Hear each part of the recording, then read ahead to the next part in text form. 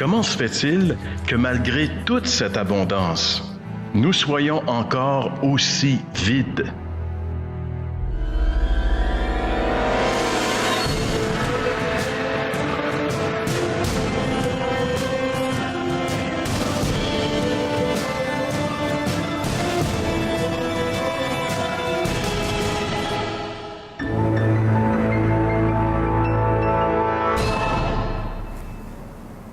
Bonjour et bienvenue à l'émission L'heure de la bonne nouvelle. Nous poursuivons notre thème cette année, Libérer pour vivre libre. Et pour exploiter ce thème, nous avons le plaisir d'accueillir nos collègues. François, bonjour. Bonjour Jean-Pierre. Ça va bien? Très bien. Bonjour Jeff. Bonjour Jean-Pierre. François. Salut Jeff. Il y a un personnage important de l'histoire qui s'appelle Saint-Augustin. Je pense que tout le monde a entendu parler de lui. On lui attribue une phrase, on lui attribue bien des choses, là, mais entre autres une phrase qu'il aurait dite que chaque être humain avait un vide à l'intérieur qui a la forme de Dieu et que finalement, il y a juste Dieu qui peut le remplir. Jeff, j'aimerais savoir ce que tu penses de cette citation de Saint-Augustin.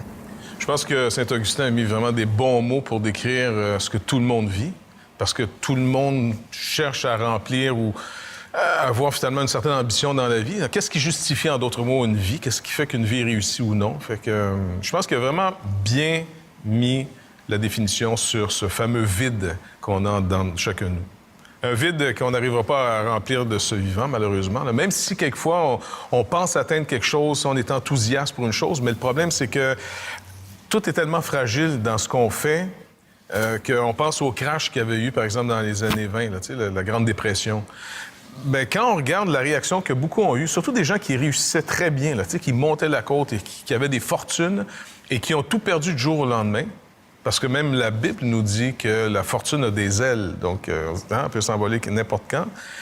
Bien, ces hommes n'avaient pas simplement perdu de l'argent, ils donnaient vraiment l'impression qu'ils avaient perdu leur raison d'être, littéralement leur vie, parce que beaucoup se sont suicidés quand c'est arrivé.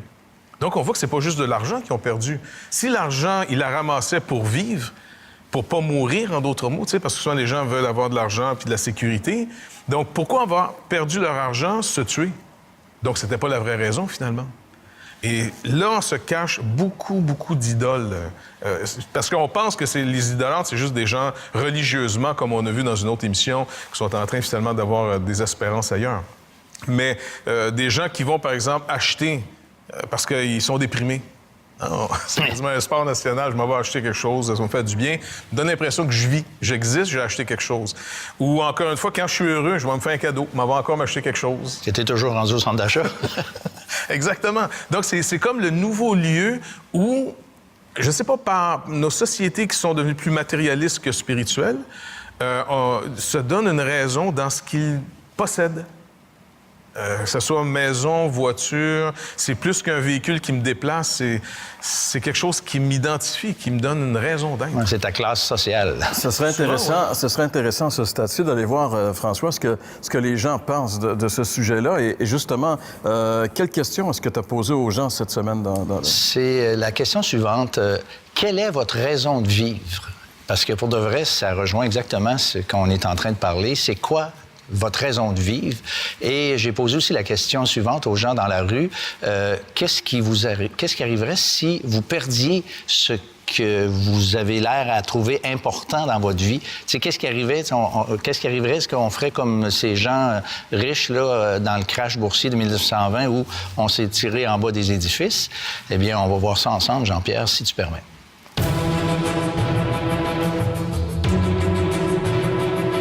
Quelle est votre raison de vivre? La raison de vivre, je pense, c'est la santé et le bonheur. Hein? c'est mes enfants puis peindre. Gagner de l'argent pour finalement partir en voyage. Vous en avez fait déjà beaucoup, j'imagine? Oui, beaucoup de voyages. 1 à 2 par année, mais c'est vraiment ma raison de vivre. Ouais. Oh, là, je saurais pas répondre. Ça peut être des choses très simples, en fait. Profiter des beaux moments. Bien, les gens que j'aime, les gens qui m'entourent, m'accomplir dans la vie. Oh mon Dieu Seigneur! La famille. La famille? La famille et les amis. Ben, c'est la vie que je mène, que j'aime, là, mon travail, puis la maison que j'ai, puis le monde avec qui je vis, là, puis qui m'entoure. Puis si tu perdais ta raison de vivre? Non, je pense pas que j'aurais plus envie de vivre. Mon fun, c'est plus dans les sports, fait que quadriplégique, je bouge pas bien, fait que ça va être dur, là.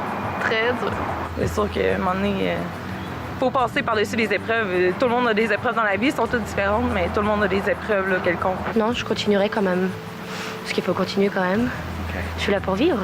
J'ai déjà perdu mes raisons de vivre. Puis t'en as trouvé d'autres? Ben, j'ai fait une tentative de suicide, finalement, ça n'a pas fonctionné. Puis, ben, je me suis rendu compte de la chance que j'avais d'être en vie, puis que c'est un beau cadeau, puis faut vivre notre vie, c'est tout. OK, merci. Faut aimer aussi. OK, merci.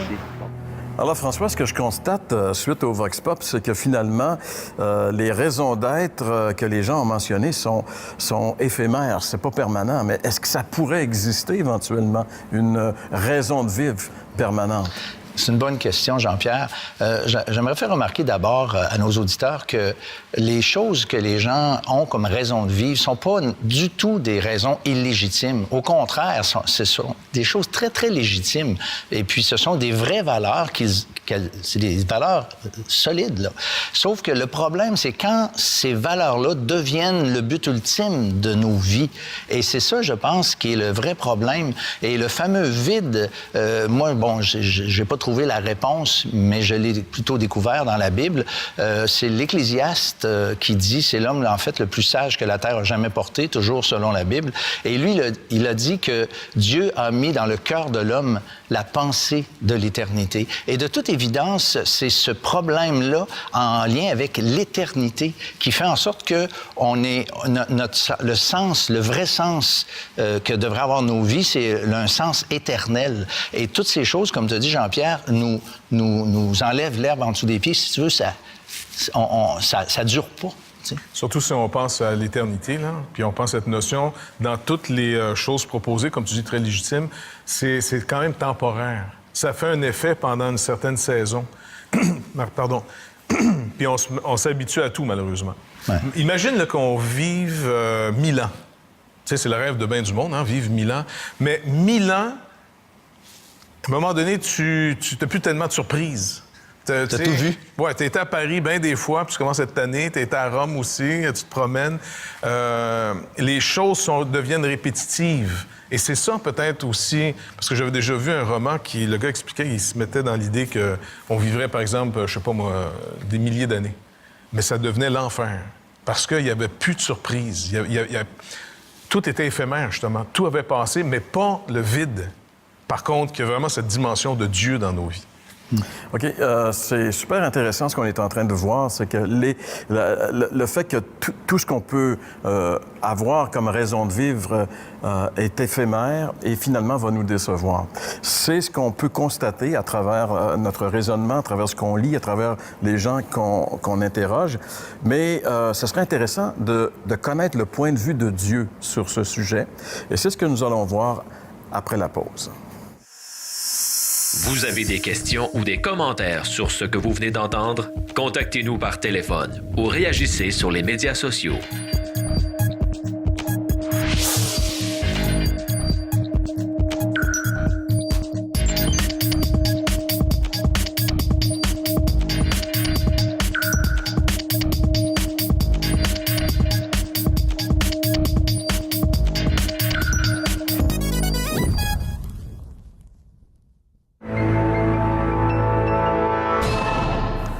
Eh bien, comme on l'a vu dans notre Vox Pop et aussi à travers nos échanges, en réalité, toute raison de vivre qui n'est pas permanente peut avoir une fin tragique. Et c'est probablement pour cela que Dieu nous a interdit d'aller dans l'idolâtrie, pour nous éviter des problèmes, finalement. Et j'aimerais vous lire de la façon dont laquelle le Seigneur nous interdit l'idolâtrie dans la lecture des 10 commandements. Chapitre 20 du livre de l'Exode, versets 4 et 5, il dit « Tu ne te fabriqueras aucune idole, aucun objet qui représente ce qui est dans le ciel, sur la terre ou dans l'eau ou sous la terre. » Tu ne t'inclineras pas devant les statues de ce genre, tu ne les adoreras pas. En effet, je suis le Seigneur ton Dieu, un Dieu exigeant. Si quelqu'un est en tort à mon égard, j'interviendrai contre lui et ses descendants jusqu'à la 3e ou la 4e génération. Et dans le livre de l'apôtre Paul aux Colossiens, une lettre que Paul a écrite au début de l'ère du christianisme à une église qui était dans la ville de Colosse, et il leur dit ceci. Il dit « Faites donc mourir tout ce qui est terrestre en vous, l'immoralité, l'impureté, les passions, les mauvais désirs et l'avarice, car l'avarice est une idolâtrie. » Alors, on a ici, je pense un peu, François, une approche, en tout cas, assez biblique de ce qu'est l'idolâtrie. Absolument. Écoute, Jean-Pierre, le verset que tu as lu dans Colossiens, chapitre 3, certaines autres versions de Bible disent, par exemple, parlent de la soif de posséder ou l'attachement au bien ou encore chercher à avoir tout pour soi. Et puis, ça, c'est intéressant de réaliser que c'est quelque chose de vain, quelque chose qui est défendu, mais quelque chose de vain parce que, comme on le disait tantôt, ça donne pas la satisfaction. Et puis, le fameux Rockefeller, que tout le monde a déjà entendu parler, lui a dit que pour être heureux, ça prend toujours plus d'argent. Donc, il a fait la preuve, au fond, que l'argent, celui qui aime l'argent, n'est pas rassasié par l'argent. C'est ce que la Bible dit. D'ailleurs, l'Ecclésiaste, c'est ce qu'il dit dans l'Ancien Testament. L'amour de l'argent, celui qui aime l'argent n'est pas rassasié par l'argent. Et puis, récemment, il n'y a pas très longtemps, Steve Jobs, qui est décédé, lorsqu'il savait qu'il allait mourir, a été interviewé. Et puis, lui, il a dit, écoute, il dit, ça sert à rien d'être le plus riche du cimetière. Et ça m'a beaucoup frappé parce qu'on sait que Steve Jobs, il faisait partie des fortunes, des plus grandes fortunes dans le monde. En passant, peut-être spécifier que Steve Jobs est l'inventeur de Apple. Absolument, c'est ça. Il y a tout un arrière-plan. Et puis, probablement que c'est un des plus riches, là. Mais c'est ça. Lui, là, malgré le fait qu'il avait énormément d'argent, eh bien, il a réalisé, devant l'éventualité de la mort, que ça pouvait pas faire autre chose que rien, en fait. Ça n'avait pas rapport. Ça ne changeait rien. Si Dieu, Jeff, nous interdit l'idolâtrie, on pourrait presque en déduire finalement que c'est pour notre bien. Bien, c'est toujours pour notre bien, parce que le contexte des commandements était donné en vue de protéger la liberté, la nouvelle liberté qu'Israël avait. Parce qu'Israël venait d'être délivré de l'Égypte pour connaître une liberté que Dieu voulait protéger. Donc ça, c'est le but des commandements. L'idolâtrie, en réalité, par exemple, si on parle de l'avarice, quelqu'un qui est avare, il ramasse son argent, c'est plus qu'être économe. Être économe, c'est très bien, c'est très légitime. Hein? C'est même biblique, hein? C'est recommandé d'avoir un peu d'économie pour les mauvais coups, etc. Exactement. Mais ces gens-là sont tellement économes que ça devient un but de ramasser l'argent plutôt que d'administrer sagement. Plus ils ont de l'argent, plus ils ont l'impression qu'ils deviennent quelqu'un. C'est ça le danger avec l'idolâtrie. Même la seule qu'on a dans nos pays est peut-être moins religieuse, mais c'est la même source. Je veux trouver quelque chose qui va justifier ma vie, qui donne raison, qui me dit que ça marche, mes affaires. Mais ça nous trompe. Encore une fois, pour parler de l'amour ou la soif de l'argent, les Romains disent quelqu'un qui a soif de posséder de l'argent est comparable à un homme qui boit de l'eau de mer pour étancher sa soif. Plus t'en bois, plus t'as soif, jusqu'à en mourir. Et c'est éphémère, justement. On peut pas garantir. C'est toujours quelque chose de légitime, comme tu disais tout à l'heure. C'est très légitime, mais lorsqu'on lui donne une position ultime, c'est là que ça devient illégitime, c'est là que ça devient faux et dangereux pour nous. Absolument. Et c'est probablement ce qui nous amène à donner une valeur démesurée aux choses. Par exemple, beaucoup de gens s'offusquent de voir les salaires faramineux des vedettes de sport, par exemple, ou de certains artistes. C'est incroyable. Il y a un décalage monstrueux entre ce qu'eux peuvent gagner et ce que le commun des mortels gagne. Alors, mais eux, on accepte parce que, justement, ce sont des idoles. Alors, on a remplacé les valeurs. Il y a un remplacement de valeurs. On trouve notre valeur. Et puis, les idoles, même si on les gâte en les payant très, très cher, on aime s'identifier à eux quand même. On aime trouver une certaine valeur. Et si jamais on a l'occasion d'aller les côtoyer un peu, ben, tu sais, ça nous rehausse. Donc, il y a tout un système de valeurs qui est entré dans le processus. Et quand on parle de ça, le grand oublié, on pourrait dire, celui qui n'est jamais dans le portrait, c'est Dieu. Et c'est lui qui est le plus important. C'est lui qui peut vraiment combler. Tu sais, Augustin avait dit que ce vide-là, il était à la forme de Dieu. Et finalement, il y a juste lui qui pouvait combler ce vide-là.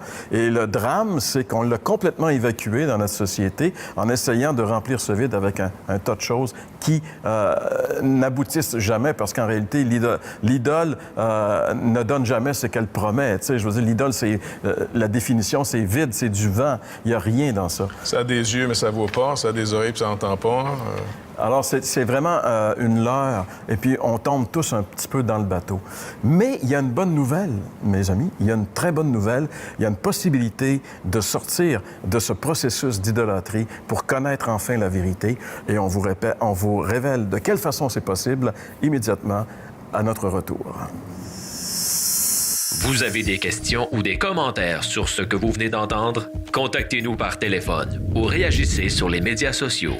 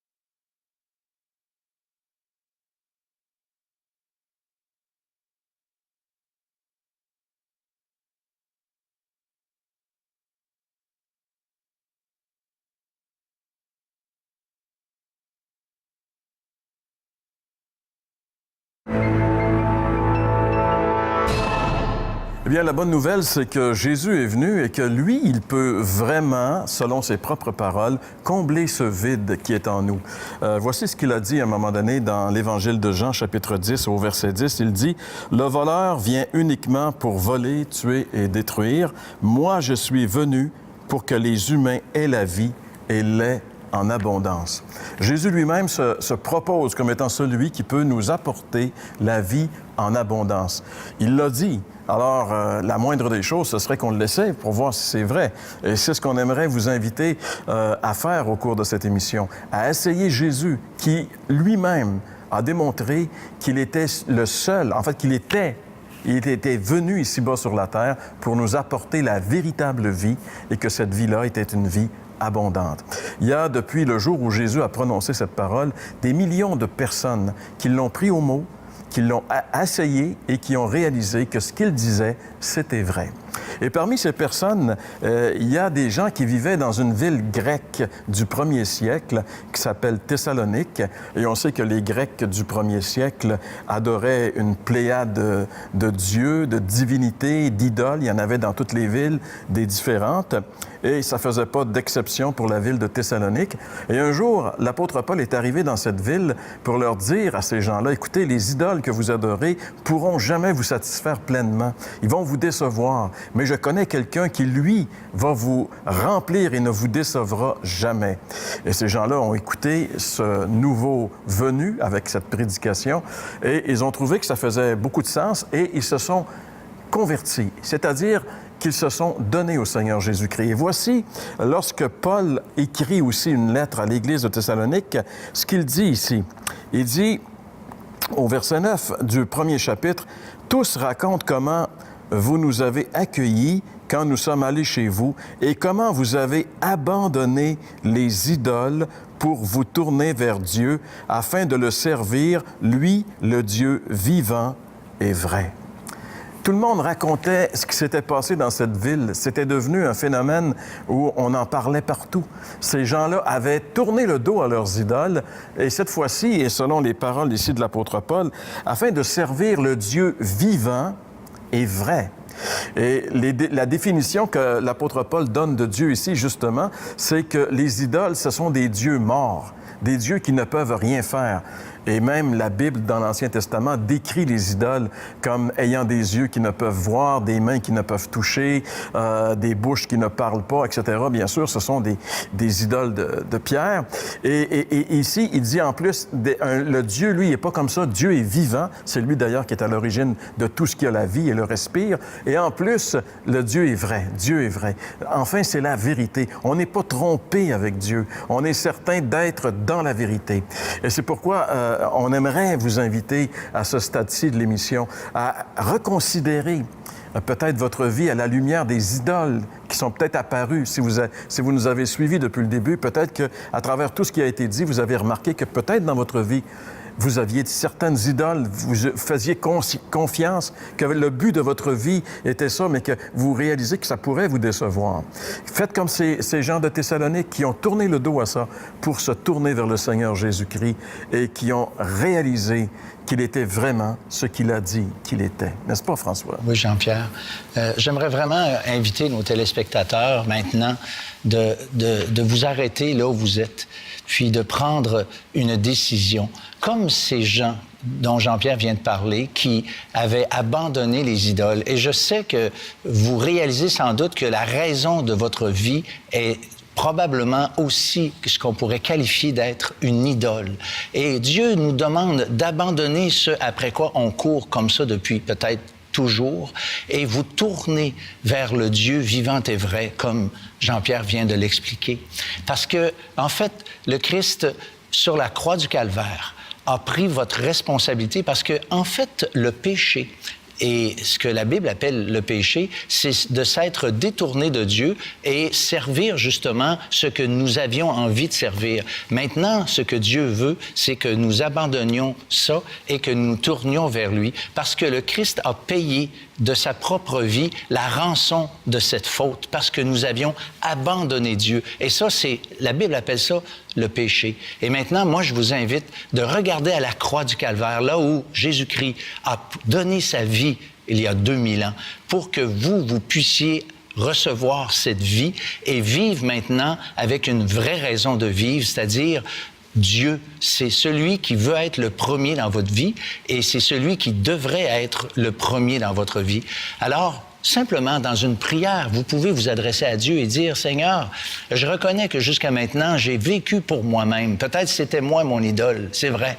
Mais maintenant, je reconnais que celui qui m'a créé est digne d'être aimé et d'être servi. Et c'est lui maintenant que je veux servir. Et je te dis merci, Seigneur, aussi parce que tu me donnes un plein et entier pardon. Tu effaces mon passé et tu veux maintenant simplement me donner un avenir. » C'est ce que je vous invite à faire. Là où vous êtes, demandez à Dieu de venir dans votre vie.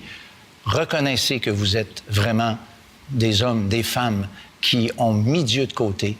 Et maintenant, pensez à ces mains percées qui vous accueillent et qui veulent vous pardonner pleinement. Vous aimeriez entendre le témoignage de gens transformés par le message de l'Évangile? L'heure de la bonne nouvelle vous invite à participer à un des nombreux déjeuners de l'espoir. Ces déjeuners ont lieu dans plusieurs restaurants réputés de la province et vous sont offerts tout à fait gratuitement. Pour connaître les détails concernant l'endroit, la date et l'heure pour votre région, composez le numéro sans frais 1-866-509-1319 ou consultez le site web www.déjeuner.org. J'ai si longtemps marché esclave de mes désirs, de mes pensées. Mais quand tu m'as trouvé, ton amour m'a complètement chaviré. Ce monde est à l'envers, mais moi je m'en vais droit vers mon destin. Ce monde court à sa fin, mais moi je suis bien au creux de tes mains. Même si tout semble noir autour de moi, ça ne me fait rien. Je déploie mes ailes et tu me montres le chemin.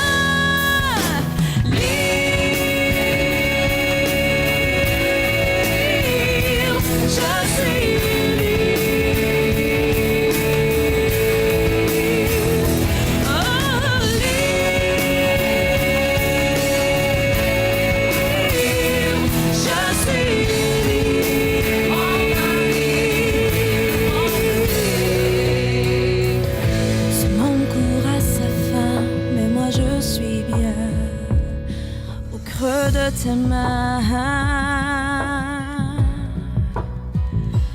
je suis bien.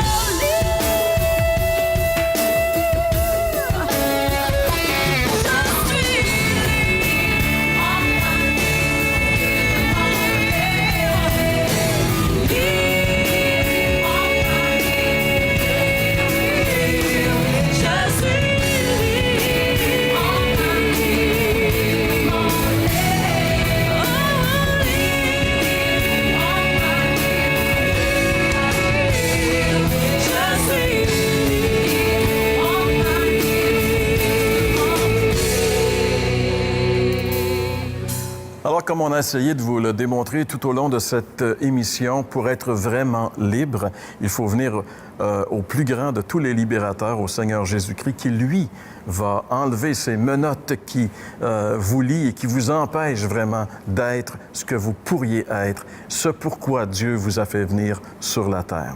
On vous invite à venir sérieusement au Seigneur Jésus-Christ et à réfléchir sur l'importance de commencer une nouvelle vie en communion avec Dieu. François, merci beaucoup de ta présence, ainsi que Jeff. Et on vous invite à être de nouveau avec nous la semaine prochaine pour une autre émission de l'heure de la bonne nouvelle.